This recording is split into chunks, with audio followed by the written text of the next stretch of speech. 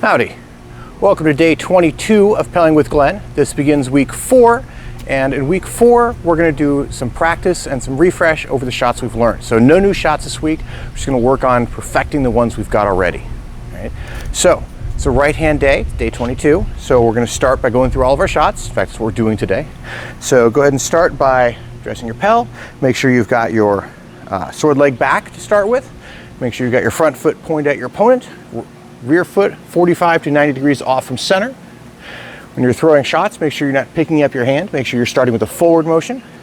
Make sure you're using your entire body to power the shot, not just your arm. Make sure you're using your legs to initiate that shot and drive that power through.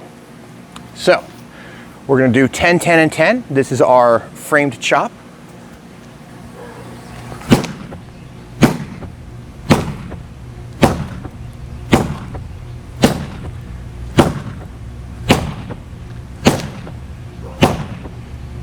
Ten in the middle.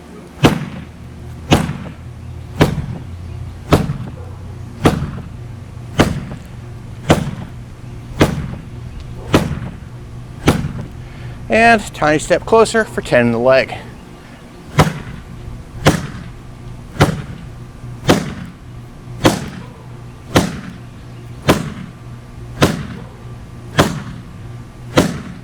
Good. Go ahead and switch feet. Sword leg forward, frame chops, 10, 10, and 10.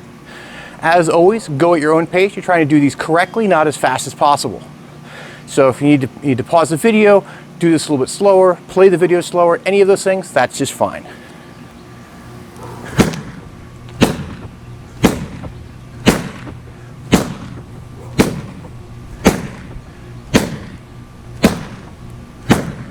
Ten in the middle.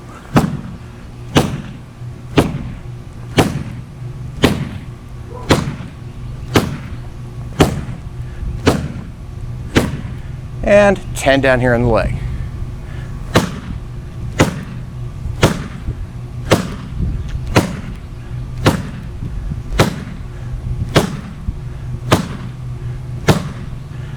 When you're throwing those shots, always make sure that you're coming all the way back up. You're not throwing and just staying down here throwing shots, because you always want to bring your hand back up into a guard position. Also, make sure you're keeping your torso upright. You shouldn't be bending down to throw these shots. Keeping your torso straight, just like your mom taught you. Stand up straight. Throw those shots. All right, so that was our frame chops. Next we'll do our jab chop. Sword leg back again. With this shot, remember we're coming forward, and then as we come forward, as if we're throwing a jab, we're going to rotate that into the chop. So here and then rotate. So some people also find it easier, or advantageous I should say, to have a very relaxed hand and then tighten their fingers to help pull the sword forward. So they're using their hand to also help put that final snap in. So let's go ahead and throw 10, 10, and 10.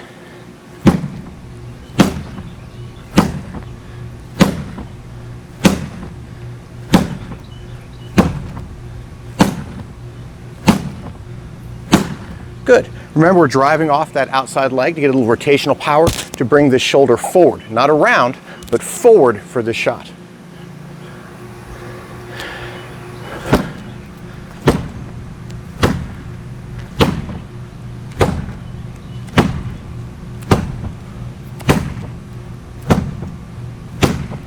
And then 10 low. Got a little too close.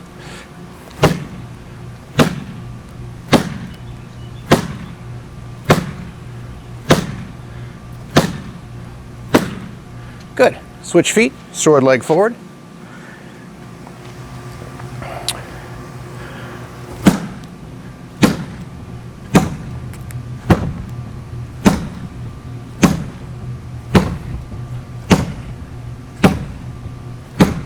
Ten middle.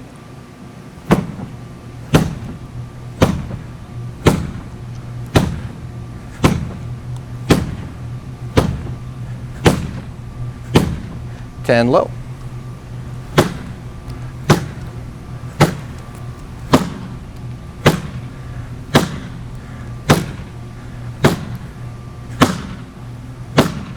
Good. That was our sword leg forward. So now we've done 2 sets, sword leg back, sword leg forward. Let's do it our vertical chop. Remember, this has a forward motion, and then we bring our arm down, right? We tighten our obliques to bring the shot down. So, as always, if you've got multiple levels in a Pell that you can actually chop vertically into, use those. I've only got one, and unfortunately it's head height for me, so I'll be throwing mine very high. So when we throw this, we use a forward weight shift, pushing off the rear leg now to bring our weight forward, right? And it doesn't matter if we switch legs, sword leg forward, still pushing off that rear leg to initiate this movement. And then we bring our arm down and we collapse down into it, right? If you really have trouble generating power, you can actually rise up and come down, but we don't need that much power in amp guard. So if you're playing amp guard, don't do that. If you're playing DAG or Belagarth, you might want to do that. SCA, same thing. Potentially want to do that to generate more power. But here, we're in amp guard, so we don't need that much power. So, 30 of these. Remember to keep your hand as high as you can when you throw the shots. We don't want to throw a shot here, we throw it here.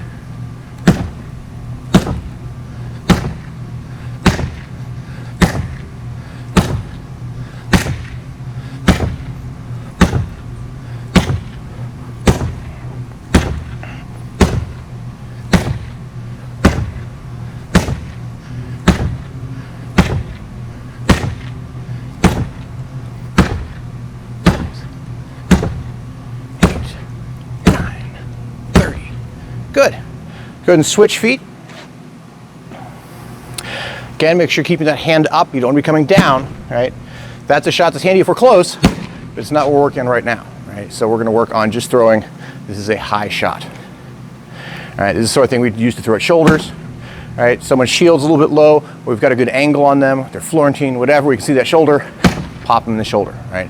Because if we're throwing this at shoulder height, bang, notice my hand now is at their shoulder height, and you can see in this camera where my hand is, right, allowing my blade's pommel to come up past my wrist, right? I'm not throwing here, throwing here.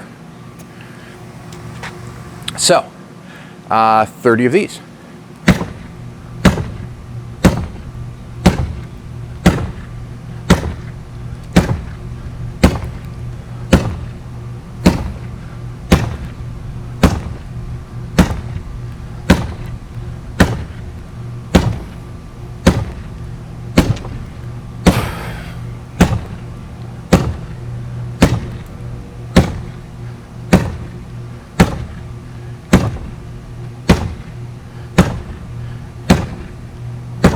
Good.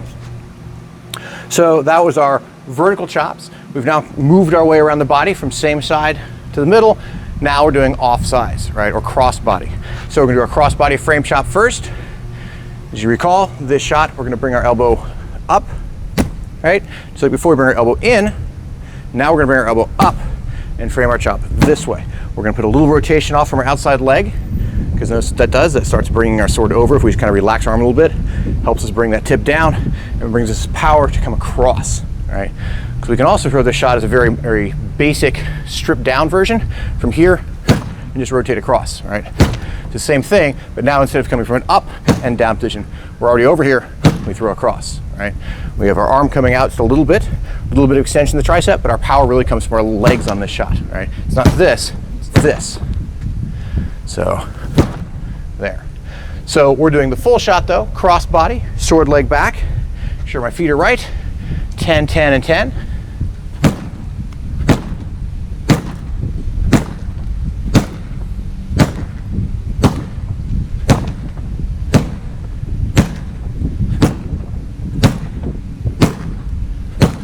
Oops, I got to 14 because I wasn't paying attention. Let's go ahead and do our middle.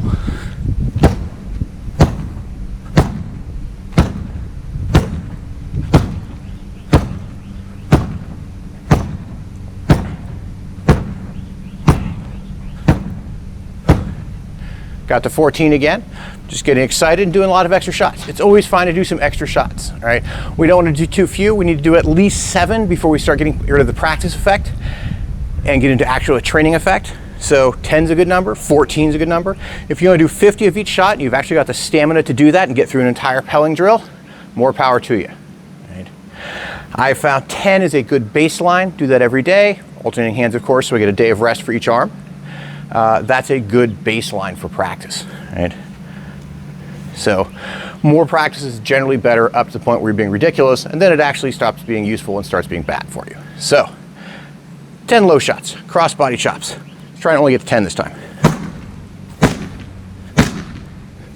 Notice where my eye line is. I'm not looking down, I'm not bending down, keeping my head up, keeping my eye line up, watching where my opponent's weapon is.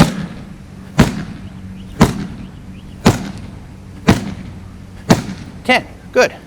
And we stopped at 10. Let's go and switch the sword leg forward. Same shot, 10, 10, and 10. We'll try and actually stick to 10 of each this time. As always, if you need a little bit of time, go ahead and pause the video, catch up.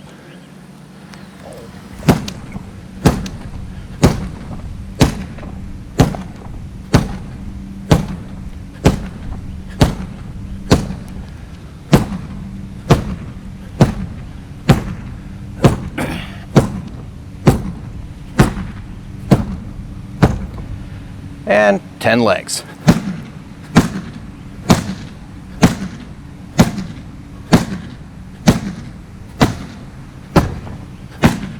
Good. All right, that was our first set of cross-body shots. Second set of cross-body shots is our jab chop. So we're going to throw these 10, 10, and 10. If you discover you're not doing a shot exactly correct, stop, go ahead and pause the video, work through the shot slowly. Right, go, all right, well, I need to work on this. I need to come forward, come around. What am I not doing right? Maybe you're turning the wrong way. Maybe you're only using your arm, right?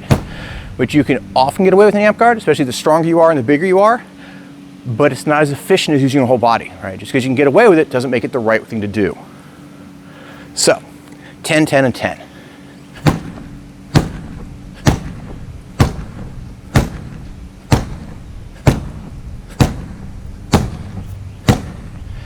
Ten middle.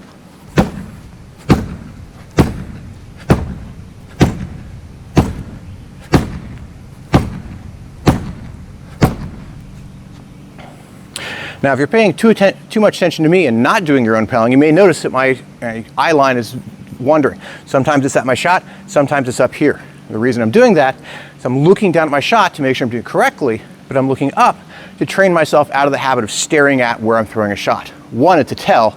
Two, it makes your eyes off where your opponent can actually threaten you from. So we don't want to lose track of our opponent's threat area. 10 low.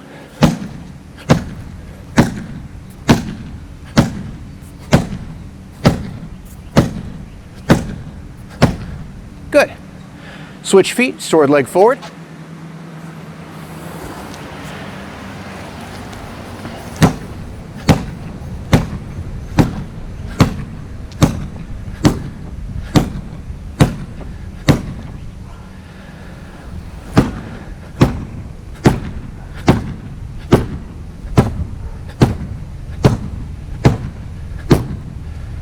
And 10 low.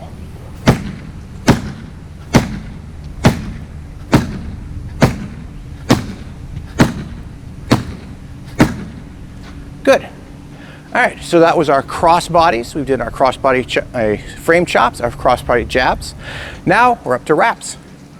So we have 3 wraps that we looked at last week. We're going to work on them again today. So the first one is the full wrap, where our hand comes forward, right? A lot like our jab chop, but we tip our sword over to being parallel to the ground. We bring it forward until we are halfway from a square to our target, which is also 45 degrees. And then we rotate our wrist by picking our elbow up. All right, and notice my elbow goes from, where the inside of my elbow is pointing straight up, and my wrist is pointing straight up. As I rotate, now my wrist is pointing down, and my elbow is pointing over that way. I don't want to bring all the way elbow down, too much strain on the shoulder, right? And also look where that puts my sword tip, right? So here, right? Elbow, inside of elbow is now across from up. And as I pick my elbow up, right, with my shoulder joint, that also brings my arm up and brings my sword tip down. We want to keep this flat here, so if there's a little bit of wrist rotation, make sure we don't bobble the tip because we do not want to bring the tip up, right? We want to get here and do this. We want to get here and do this, right? Notice what's happening with my wrist. So that's the shot we're working on here today.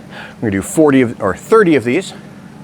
Pick the spot on your target you want to throw your wraps. I'm going to throw mine right into this piece of tape here. And you need to be a little bit closer. You can do it for chops because chops you're hitting here. Wraps, you have an angle, which costs you some distance. So we need to come a little bit closer, and we want to hit a little bit further back on our target because we're generally going around equipment. So I'm going to throw these, go ahead and do 30. Let's begin. Throw them at the best pace for you. Remember, as you want to get that snap, if you want, you can push your hand out this way, but you don't want to bring your hand back to put that snap on it.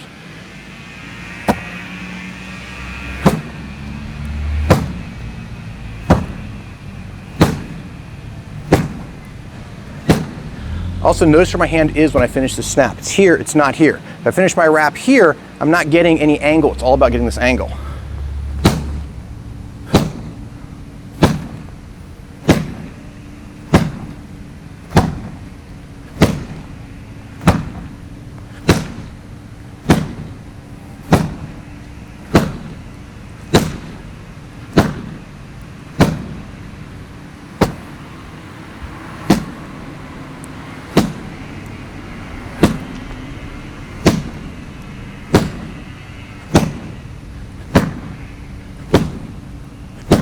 Good. Go ahead and switch feet. That was sword leg back. We're going to be able to throw these from any foot position. So, you know, fighting here, I may end up cross-stepping, and then I want to throw a wrap around my target. All right, so I may want to come in, throw this. Trying not to hit my camera stand back there. So we want to throw a wrap, right? Maybe I start this way, and I want to step this way, throw a wrap. Either way, I need to be able to throw a wrap from either foot position. I need to throw any shot from any position. So, sword leg forward, and 30 full wraps.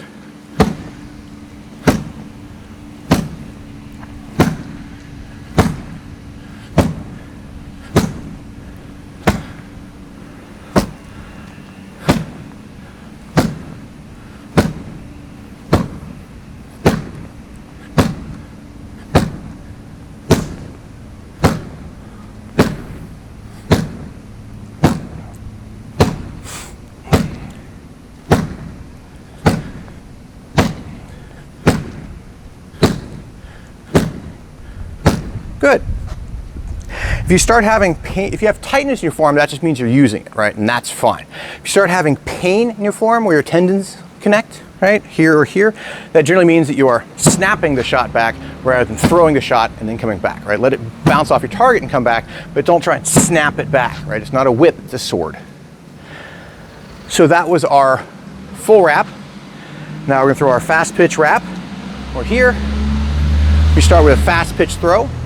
All right, so if you're throwing a baseball, I'm left-handed, so my right hand throwing is not that great.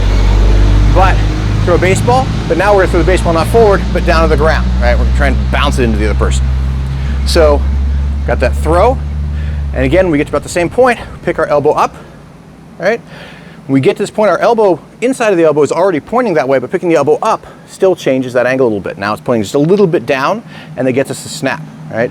The more you pick your elbow up, the more you'll convert that energy from coming forward and down to going laterally into your opponent, right? So if you get a lot of skip, you didn't pick up your elbow very much, so you should get more coming out to the side. It's not gonna be perfectly out to the side like it is on a full wrap, because a full wrap is a fully lateral shot in that final motion. Whereas this shot is coming forward and you're changing that motion, right? So use your shoulders, pick up the shot from there. So, sword leg back, throw 30 of these. I'm gonna actually throw a little bit above the tape here, just for a little variety.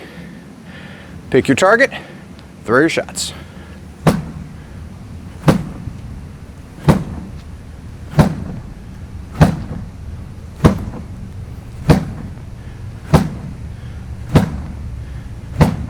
Notice when I'm throwing these, I'm actually throwing with what would be the flat of my blade. If it wasn't round, if I was using an edged weapon, I'd be throwing flat and then hitting with the back of the blade, right? I'm not coming here and rotating around. Too much rotation, too much effort, right?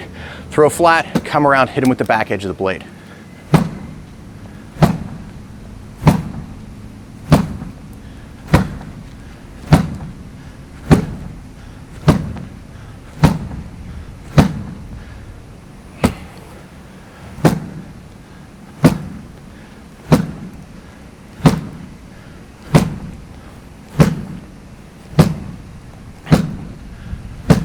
I think that's 20. I've kind of lost count, but that's fine. We'll do 10 more.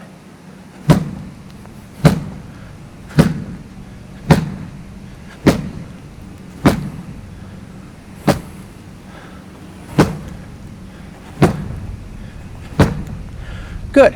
Now you may notice when I throw that shot, the sword tip comes back because I throw here. Still moving my hand forward though. I'm not coming back and throwing. I'm just throwing, right? The tip comes back. That's natural because it's a long weapon. Your center of mass is down here. This tip's going to come back as this comes forward. That's fine. Don't try and strain your wrist to move the whole weapon forward. If you can, because you've got that much upper body strength, great. But it's not important, right? It's not critical. So it's fine, right? Just don't do this, right? Don't pull your hand back before you throw. Go ahead and switch feet. As always, you need to take a short break because you're wearing out. That's fine. This isn't a sprint. This is a marathon. So take a short rest if you need it. Come back with your arm refreshed. Maybe get some Gatorade, get some electrolytes in you to help rebalance the electrolytes in your muscles to help with that contraction. And then resume. So 30 more.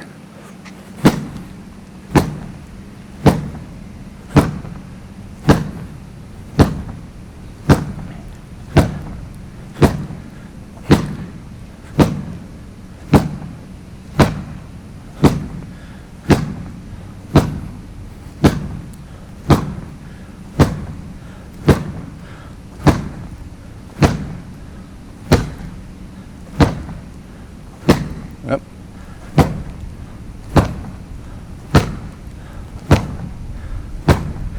Good. So that was our fast pitch wrap. The last wrap we have is going to be our chop wrap, where we come in as if it was a chop using our blade edge coming towards them. All right. If you're using a round blade, it doesn't matter. I use round swords. They're easy to make. They're durable. They're very safe. So if I flat somebody, they don't get hurt. All about the round blades. But you can still pretend it has an edge and use it as a guideline for when you're hitting, right? I very rarely throw shots like this, when I can throw shots like that, right? Difference is, one hits on an edge, one hits on a flat. But if you're using a round weapon, nothing in the rules says you can't hit him with this, it's still valid, right? So don't be like, oh, I hit him with the flat. There is no flat in a round blade. I'm not trying to argue some flat blade versus round blade superiority argument, right? It's a game, it's a valid weapon, go from there.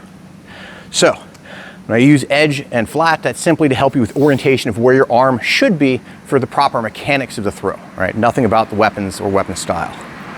So, with that said, I do want to note that I have tape on my hands. I put tape at this joint of this finger, and then I have tape here to protect my thumb. I'll be doing SCA Pelling later, and I get a blister here, so that's why the tape comes all the way down. But taping my fingers helps protect me against blisters, right? Even with gloves, I've found that taping my hands, especially if I'm doing a full day of fighting, help prevent blisters. I'd rather tape before I get blisters than after I get blisters, because I don't want blisters, right? Also, this has a rope wrap handle, which, while very pretty, is not necessarily the most comfortable thing to throw a lot of shots when your hands start sliding a little bit around your sword, especially as you get sweatier out here in Texas. So, my advice, get some cloth tape, start taping your hands. Tape your gloves where they wear out before they wear out, and then you can replace the tape as it wears out instead of the leather on your gloves. Save you a lot of money. All right, so with that short commercial for cloth tape done, let's go ahead and throw our last set of shots. So we're gonna start sword leg back. This is our chop wrap. So it comes in like a chop, right? Shows that chop threat profile. So that's what your opponent will be reacting to as a chop threat. That's what they're gonna read as the shot because it comes in as a chop. They may also read it as a chop they don't have to worry about because it's not going to hit them. I'm not throwing it into them, I'm throwing it next to them, right? So they may go, oh, I don't have to worry about this chop hitting me, right? Or they may go, oh, it's a chop, I need to block some sort of horizontal shot here, right? So their guard will shift up, right? Instead, when we get to about here, we rotate our hand and bring that into a body shot that strikes in from the side, right? Gives us a chance to get around people's blocks. It's especially handy for fighting someone with a single sword because or Florentine, because their block may go from here to here, and this doesn't help if the sword comes here and then comes this way. So, let's go ahead and throw this chop. We're gonna do 30, sword leg back. We come down, pick our elbow up. It's still gonna deflect at more of an angle than the other shots because this has the most vertical component that we're trying to convert to a horizontal component with not very much time. So it's gonna definitely skip off at a 45-degree angle or so. That's fine. You don't want it to necessarily come all the way 90 away because that means it probably didn't come down very fast. And we wanna throw it as a convincing and threatening chop. Bam. 2, 3, 4, 5, 6, 7, 8, 9, 10, 11, 12, 13. Now you're probably hitting somewhere in this area of your blade. You may not be hitting with the full back edge. That's fine because it's round. If you're using a flat blade, you're gonna have to make sure you pick your elbow up just a little bit more to make sure you do hit him with that edge. But you can still hit him with that edge, right?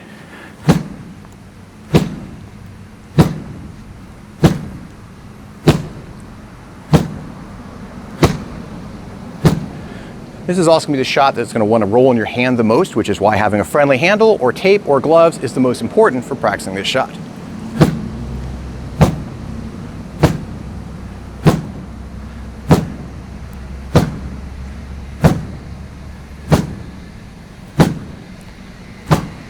You want to make sure you're not throwing at an angle. I've been doing that a few times. I'm starting to cheat as I get tired, and as I'm not paying as much attention as I should be. Remember, practice should be a very conscientious and mentally involved practice. You should be throwing shots at the Pel. You should be thinking about it and throwing each shot.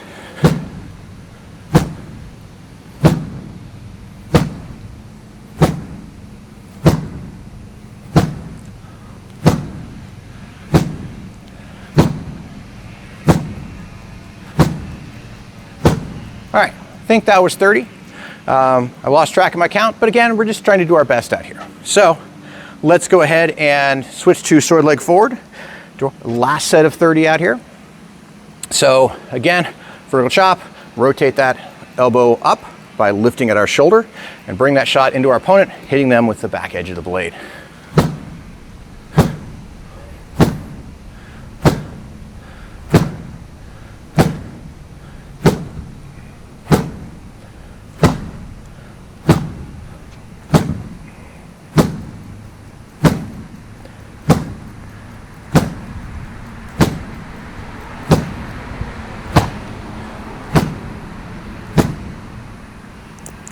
You may feel like this shot skips a lot.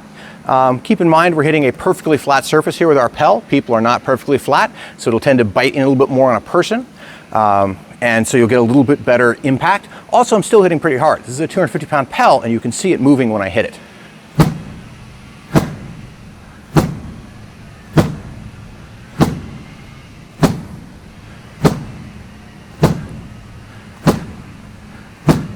All right. Last one, I actually picked my hand up. That was wrong. I chambered, then threw. I should have come from guard, throw that shot. Come from guard, throw that shot. All right, that is our 30 shots for today. So we've now completed our Pelling practice. Hopefully that gave you a little bit of refresher about what we're doing, right? Because we want to be practicing shots correctly. If you're doing it wrong and you do it a lot, all you're doing is training in bad habits. We don't want to train in bad habits, we want to train in good habits, right? So the most important part is having it right. Speed, coordination, the ability to throw it many times, that all comes later. That comes after getting it right. If you're not getting it right, then you're wasting your time. So make sure you're doing these shots right before you start doing them fast or worry about working out 30, 50, 1,000, however many shots you feel like doing, right? So today we did about 480, depending on how well I counted each time. So that's a good volume of shots, right? That will help you with a little bit of conditioning because you're out here Pelling, right? As well as just getting your shots correct. And when amp guard is something we can actually play again, then you'll be able to go out and play longer and hit people more. And most importantly, if you've got some conditioning, that means that shot that you throw perfectly at the beginning of the day when you're rested, you can still throw later in the day because you're in good shape and you're comfortable still throwing that shot and your body still has it in it to throw that shot exactly correctly. So, with that said, I'll see you tomorrow for day 23 when we'll do the same thing with our left hand. We'll go over a little review and we'll work through our shots again.